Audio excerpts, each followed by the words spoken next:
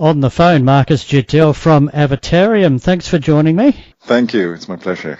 It's good to have you here. Now, I've got to tell you, the first time I heard of Avatarium was when I heard Pearls and Coffins, and it moved me in a most profound way. Where did that song come from? It's amazing.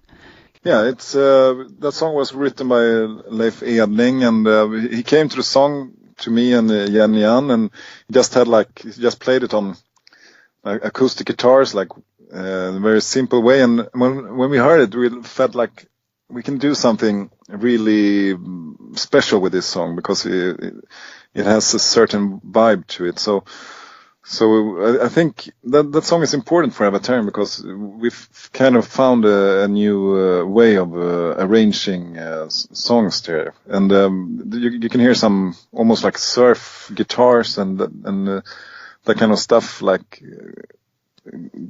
ghostly. Like if you heard like Ghost Riders in the Sky with Johnny Cash and this, we were able to put in some elements in it that we never did before. And I remember when we did arrangements and played it to Edling, Leif Edling, who wrote the song, we were a little bit scared that he would be like, "What have you done to my song?" But he just said, "Oh, this doesn't sound anything like I imagined it to sound, but it's great." That's what he said. So that was a good, then we knew, okay, this we have a good thing going, and it was also a door opener for, making Avatarium become even more, its own thing, so to speak. Let's skip forward to just the most recent album, Hurricanes and Halos. How did that go for you? Yeah, it came out quite good, that album. The only thing we felt with that album, like afterwards, was that it became a little bit too much classic rock. With Avatarium, we always want to push boundaries and try to really find our own voice and our own sound. And on that album, it became a little bit too much, traditional, like classic rock, traditional sound-wise. I really liked the album, but with the new album, we felt The Fire Along Fire, we felt we want to bring in more heavy stuff. We want to make it more modern, the way we like modern. Let's get on to the upcoming album, The Fire I Long For. When did the process for putting this down start? When did all this come about? I think it was 1 year ago. We started. We made a decision. Okay, let's write a new album. We had some ideas, and we started to work on them. Me and Jenny Ann Smith, we worked on our songs, and usually I give her some ideas, and she listens to it, and she comes back with, "I like this, but let's see if we can change that." And then she comes in with a new chorus or something, and then I work my way through that. And then also Leif Edling came in with a few songs. So like I think it was in September last year we started, and then we said, okay, let's try to record it in December. And we started to record it in December, and managed to record 4 or 5 songs. And then we took a break, and then we continued like in January, February or something.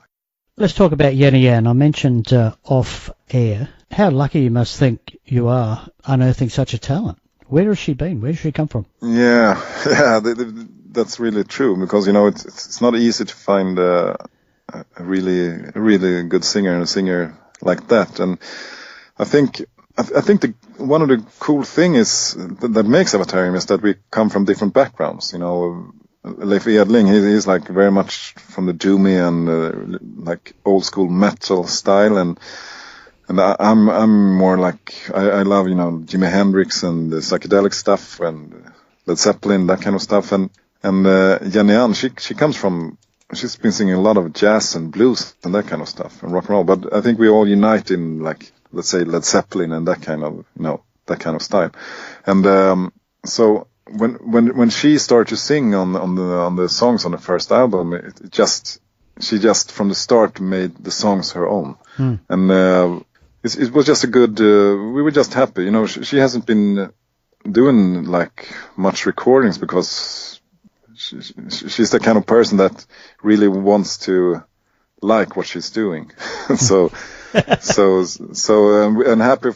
We were really happy that she really liked to work with us. So sometimes you're lucky in life, and this was one of the times.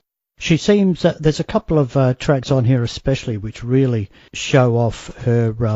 I mean, the word that springs to my mind is soulful voice. She's got a very soulful voice, and a couple of songs on here, most notably the title track and also Lay Me Down, really show that off. She has a very special way to approach the songs and the lyrics that I never have experienced that with other singers in that way, because she's always most like, like an actor who goes into a character. Always before we start to record the songs, she usually talks more about what is the song about, what's the emotions of the person singing this, and all this kind of stuff. So she's going very much into the emotions more than the technical aspects as a singer. So I think that's one of her secrets, because and then sometimes she can be really, really moved when and tired, because she's been going into these emotions so much. So she has a very special way of understanding emotions, I would say, and that's probably what is coming out when she sings. Now, the album's scheduled for release on November 22nd. What's happening for the band then, and who is in the band for the tour? Yeah, the album will be out on the 22nd of November, and we're going to do some Sweden shows. It's quite far from you, but if you are in Stockholm or Gothenburg in January, you're very welcome. So, but it's going to be fun to play in Sweden, because we haven't played that much in Sweden actually. So we're really looking forward to that. Then it's going to be summer festivals. That's the next step, and the touring is going to be next beginning of maybe end of summer, beginning of fall, like 2020. So that's the plan for now. And the lineup is same as the album, but we have Mats Rydström playing bass, who played bass on Hurricanes and Halos as well, and he's been playing live with us for a while. But he couldn't play on this album because too much things on his hands. So, but he's playing with us live as usual. How's the reaction been so far to the videos that you've released? I seem to think it's gone pretty well so far. Yeah, I think it's very positive. You never know. I think for us, it's with the new album, I think we've been pushing the boundaries a little bit more, as we always try to do. And it's always a little bit scary, when you release a new album. It's like, okay, how will people react and what are they going to think? But we always do what we feel like doing and what feels true to ourselves. So the first video, I think we get very good response on that one, and hopefully people will like the album as much. But you never know. It's a time of when you're about to release, like the time before that. It's a lot of fun, and it's a little bit scary, and you always have. And you have a lot of hope. Like I really hope people will like it, and I hope we can, go out and tour and meet our fans. And you always have all these kind of things going on in your mind, because at the end of the day, you want to play your music in front of people. That's the main goal for me. I imagine it must be very nerve-wracking, but I'm sure you'll do well. If everyone likes it half as much as I do, I think you will do very well. I'm very happy to hear that. It makes me happy. It would be great to go to Australia as well. We haven't been there yet. Yeah, that's one of my, that's on my bucket list to go to Australia. So I really want to do that. All right, Marcus from Avatarium, thanks so much for taking the time out of your day to talk to me about the new Avatarium album, The Fire I Long For. Best of luck with it, and hopefully we'll see you next year. Yeah, that would be great. Thank you very much. It was my pleasure to talk to you, and I'm very happy that you liked the album. And as said, I really hope we can come to Australia and play our music. That would be like a dream come true, really. So have a nice evening. Good to talk to you. See you.